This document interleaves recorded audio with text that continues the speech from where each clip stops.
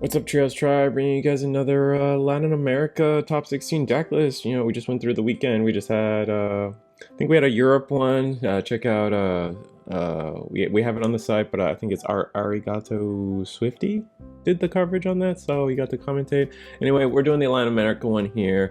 Feeling under the weather, so we're gonna probably take this one pretty quick. Sorry if I don't give people the proper amount of love and compassion.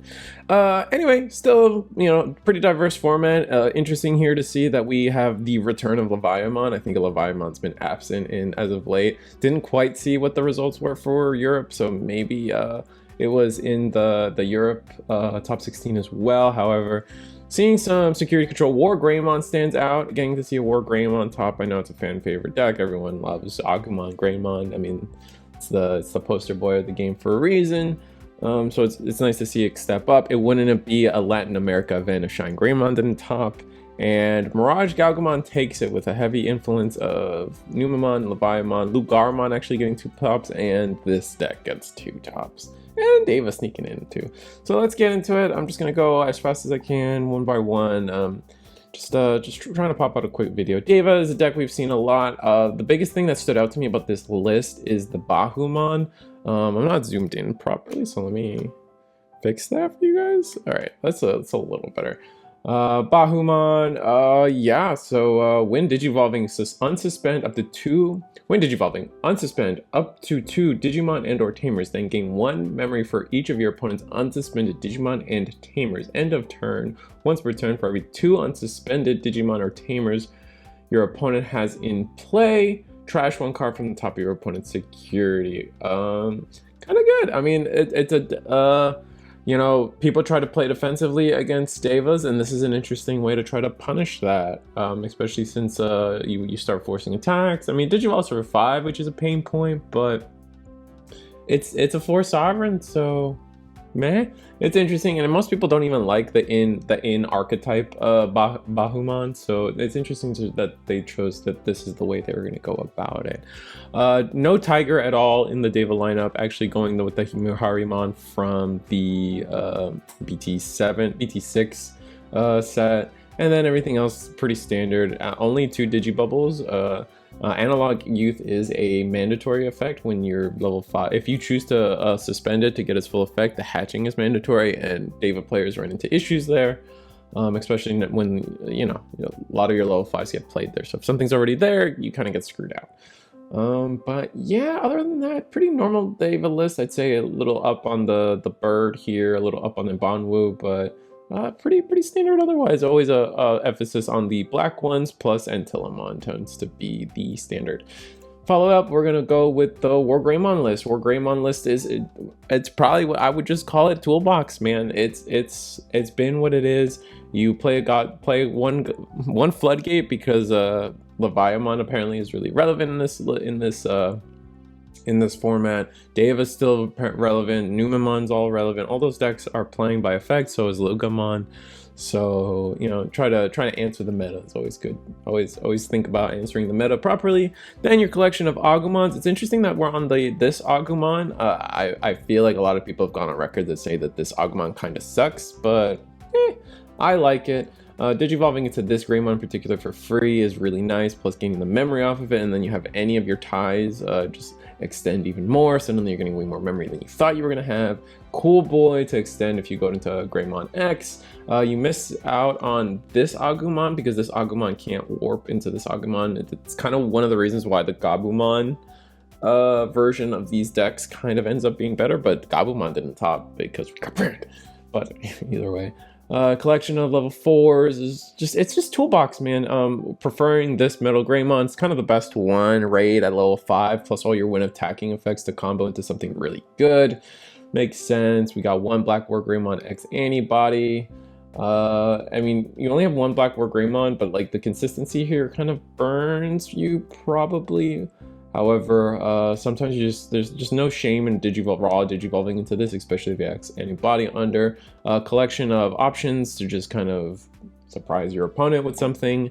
WarGreymon, the raid one, X antibody Omnimon Blitz combo, just gotta have it. Yuya with the rise of security control. We got Yuya's just you know, good. Option immunity for a whole turn kind of shuts off almost everything that you know, everything that security control is trying to do. Plus this oh, we're not playing that MirageGaogamon. All right, so we're not playing the MirageGaogamon that gives you immunity to Digivolve, but it is what it is. And then this is the collection of Digibubbles, playing the BT5 Koromon into the BT14 one, just all good Koromons.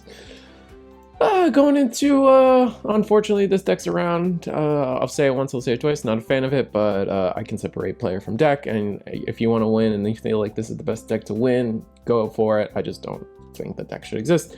Pillamon and Salamon tends to be our not playing Harrismon. We saw a rise of Harrismon security control, but neither of the security control decks are actually running it. Wisemon being one of the most interesting techs here. On play, when Digivolving, reveal the top 3 cards of your deck. Add 1 purple or black Digimon card among them to your hand. Place the rest at the top of your bottom of your deck. Basically, when you search, you get to reveal the top 3, take something, and then put the rest back to the top or bottom. Which I mean, you get to essentially set up your heals for the turn, which is very valuable in security control. Knowing exactly what you're healing is a whole new level of really good. But you do have to tell your opponents, and now your opponent can play around it. But I mean, who cares? If you got a Chaos Degrade, what are they going to do? Galamon is becoming a staple. Trashes get very large. Omitted from this list is actually not playing the Avenge Kidmon Lament of Friendship Infinite Loop deck Starvation thing. Makes sense. And then McGeedramon's probably in the next standout card. When Digivolving, both players trash the top 5 cards of your deck. On deletion, if you have a teamer in play, you may play 1 level 6 Digimon with Galamon in its name from your hand or trash without playing its cost. What's interesting here is you could play this Galamon, and this Galamon has Rush and without paying. Yeah, you get its on play effect, and then it has Rush, right? Am I crazy? It should have Rush. It should have Rush. It has Rush. Okay, I don't know why I could not remember why it had Rush or not. Other than that, Tax Control Kairi makes sense. TK Kairi, Revelation of Light, all good cards. Long Cat, the stock those will probably the next best removal next to Chaos Degradation, especially if you can leave yourself at 3 security for most of the game. Yeah, let's go into the other list. Key differences: we are playing the Avenged Kidmon, Lament of Friendship, Infinite Loop. Digimon Emperor was in both decks. Not playing any normal TKs, upping the Kairi count because we are upping the Revelation of Light count.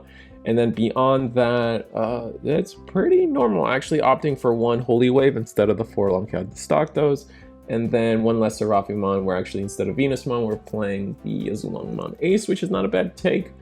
It's just got a really good on deletion effect, so it makes sense. But Ace cards are still scary to play sometimes. Alright, going into the 3 Leviamons, the things that stand out to me on this Leviamon list are definitely Gizamon. It's kind of not always the play to play Gizamon. Let's go over it. 1 on play until the end of your opponent's turn. One of their Digimon gains on deletion, lose 1 memory. So it's kind of a neat tech if you can try to get it, but it's just not always going to happen. I mean, it makes your Leviamon plays even cheaper, which is good, especially it just is what it is. The thing that stood out to me here is we are playing an excess amount of protoforms. 3 is a lot, right? And 1 X antibody. So we're playing an excess amount of these X antibodies, and we're going to see that throughout all the lists that we're playing 4 of Cerberusmon X. So being able to consistently see the option is clearly of value to these players. Other than that, pretty standard. Only 4 removal options. Just opting to be more consistent with our levels makes sense. The next list, the 11th. I haven't been going over the names. I'm sorry. I'm just going over the list as fast as I can. I'm not feeling it today. 4X antibody. Yeah. See, again, we're playing the 4X antibody, just like a slightly different split. Actually, on 4 of the Leviamon X is interesting. Contrary to the previous list, we are on WarGreymon, which is where I kind of like to be with the deck. I think WarGreymon is probably the best level 5 of the deck, and then Cerberusmon just kind of lets you do a thing or two on top. Actually playing Siyakumon instead of the Gizamon. On play, for each of your opponent's Digimon, draw 1 card, then trash 1 card. Yeah, if you stack your summons correctly, this is going to draw you quite a few cards, which is nice. And I mean, it just gets you there. Again, only 4 of the removal options. I guess with the rise of the meta where it's at, these removal options are getting weaker. I mean, Biting Crush is still most of what the deck's trying to do, but if it doesn't take much for you to just say, hey, clear board and clear it again and again, and then ruin mode and then win game. I mean, Leviamon X still has 3 security checks. Swinging once with this thing is disgusting. And then our highest placing Leviamon list, we're back on the Gizamon, actually playing the Rush Geomon. Trashes get pretty big, so just having that surprise rush for game is always valuable. We saw it in National, or in Worlds even. This card does still have its relevance, still on the 4 options, but still 4 protoforms.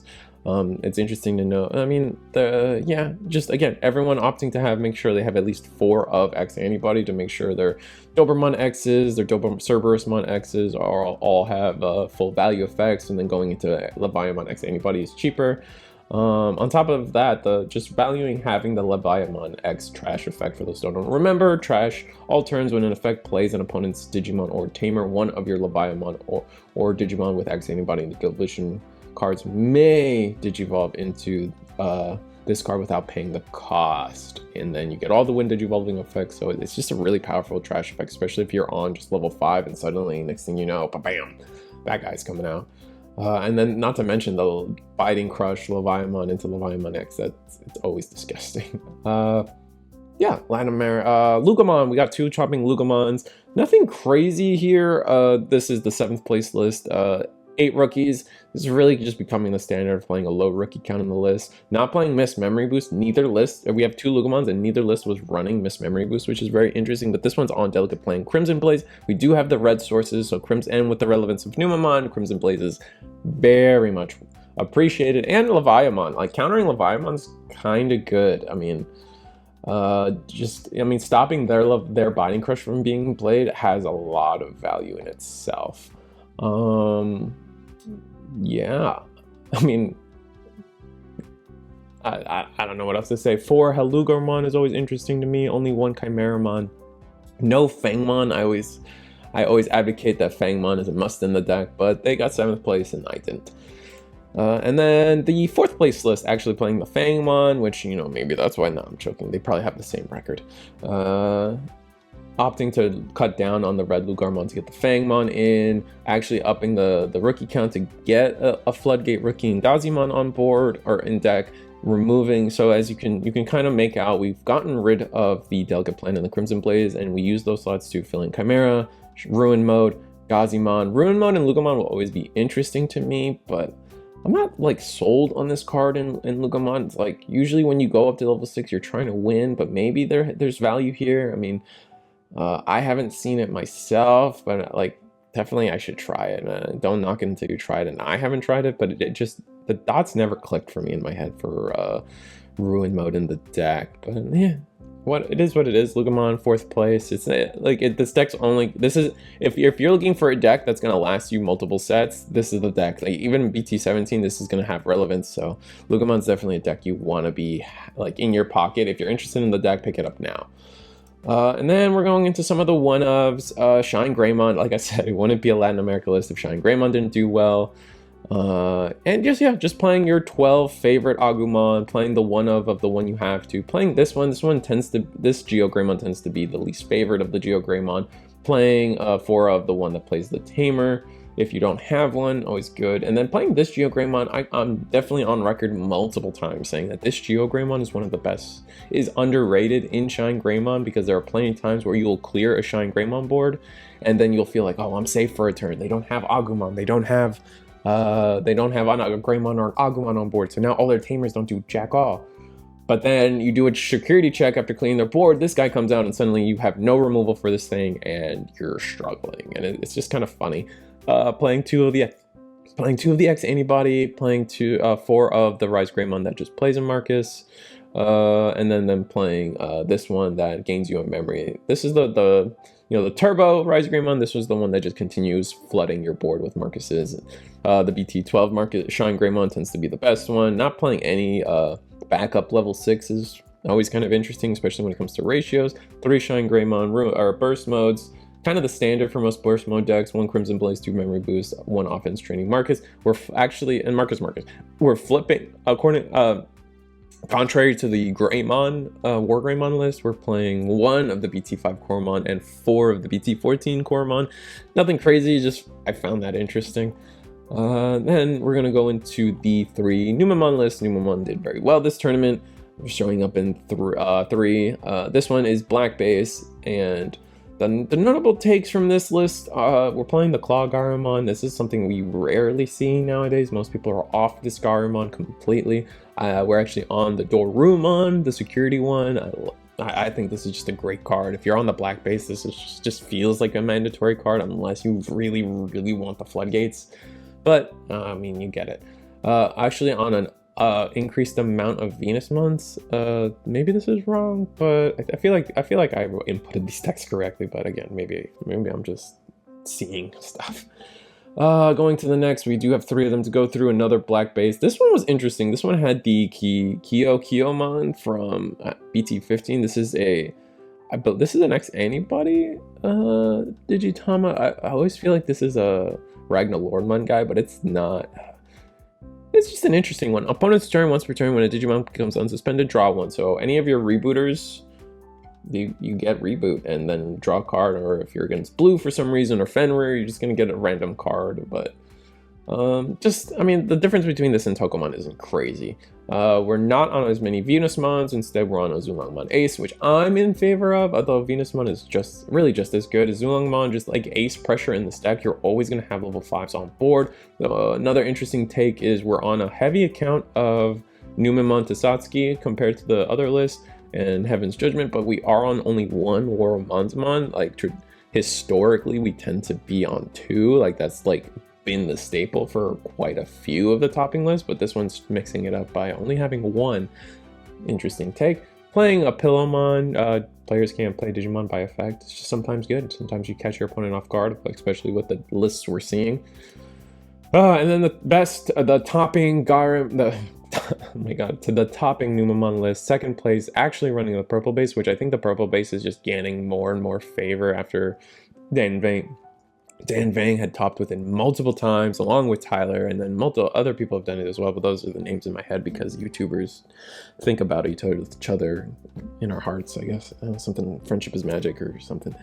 Playing Lu, actually the other lists were actually running Lu as well. Like, seeing Lu becoming more and more of a staple is interesting. I think early on we weren't seeing as much Lu as we're seeing now. But yeah, like as far as purple bases go, nothing stands out to me. A Zulangmon, trying to fit in a Zulangmon is great. Actually having a top end with the 3 Zord defeats, it's just good. It's just a good, like, and we're reducing our Numemon Satsuki count to try to fit all this stuff. Makes sense actually on the 2 Warumon. Yeah, it's just this deck gets this deck on its own is really good, and then everything it does gets cranked up just like 2 notches because Ukamon exists. And it's just good. It's just a good deck. We'll see where it lands in BT16, especially with how powerful like armor is. But I feel like I don't know, something in my heart says that maybe the Magnamon armor deck isn't going to be as crazy as everyone says out to be. I mean, I remember when ShineGreymon was going to be the problem, and it didn't end up being as big a problem as we thought. So we'll just have to see going forward where we stand. Sometimes the Japanese meta doesn't necessarily translate into what happens here, but the opposite could happen and it could just be worse here. So we'll see how Magnamon goes, and Rapidmon. And then Mirage is doing really well. Probably, I think most people will say and tell you that Mirage is the best deck of the format. I'm starting to believe it. That's kind of where I mentally am. Mirage is the best deck of the format, and I don't think that's a hot take. There's not a lot of variance between all the decks. So the biggest variance between all the decks is how many of this Betamon we're playing, and then some small number changes in our champion lineup, and then if we're playing Full Moon or not. Our rookies or our Digibubbles tend to be slightly different, still favoring among the 3. Always the 1 Bukamon jamming and at least one Winamon, but then sometimes we see the Demi-Vmon. The Demi-Vmon allows our champions to be at 16k to check Ruin Mode blanket effects or Revelation of Light blanket effects. And then I'll just kind of go over, or like look all the lists one at a time. 5th place and 9th place, and then 1st place. As you like, I'll try to you guys can freeze frame it. Like this one has only 1 Numemon, the other 2 have 2 Leviamon. This one actually has 3. The Betamon, actually the reintroduction of this Gaomon for BT11 is an interesting take. Not everyone, feel a lot of decks have completely, a lot of topping lists have cut this Gaomon entirely just because we just don't care. Where most of our searching is raw drawing or color based, so we're not necessarily searching for Gaos all too much, and we're not attacking with a rookie to make the tamers relevant. Lower count of tamers in this one always feels risky, but still on the 3/1 Loogamon. Yeah, again, 2 Leviamon, only 1 Betamon again, and then this one, only 1 Betamon as well. Not valuing the jamming, I guess. I'm not seeing value, but the most interesting thing about the topping 1st place list is they were on 3 Hammerspark. I can only imagine how many times they got people with Hammerspark. Hammerspark has been a card that has been falling out of favor in blue decks for a long time now. We're seeing much less of Hammerspark. But when you get got by Hammerspark, it just like the Vietnam War flashbacks come in your mind, and like that's just kind of life, you know. Congrats on 1st place. It's nice to see it. Mirage is doing well. I think we see, let's go back, I think we're seeing 1 of every color top, even if it is dual color. We got blue, we got our purples, we got our yellow, black technically, and then black and reds, yellow again, yellow, and then technically purple and black are in this deck as well. Fanglong, I'm not going to count because it's more of like a rainbow archetype. But yeah, am I wrong? Blue, yellow, black, purple, red. Am I missing some? Green? Oh no, green. Oh, rest in peace, green. Oh man, what was it? Is that a meme? I feel like the meme is like all my boys hate green or something. So we need a green deck to start challenging this stuff. Maybe a green probably is the weakest color, but that's it. Quick video. This list kind of caught me by surprise, so thank you, Digital Guard United. Varney. Yeah. He kind of let me know, he kind of gave me the scoop on that this list was, these lists were out there, and he's been a great just guy in general, so shout out to that guy. It was 128 player event. Like, share, subscribe. See you guys next time.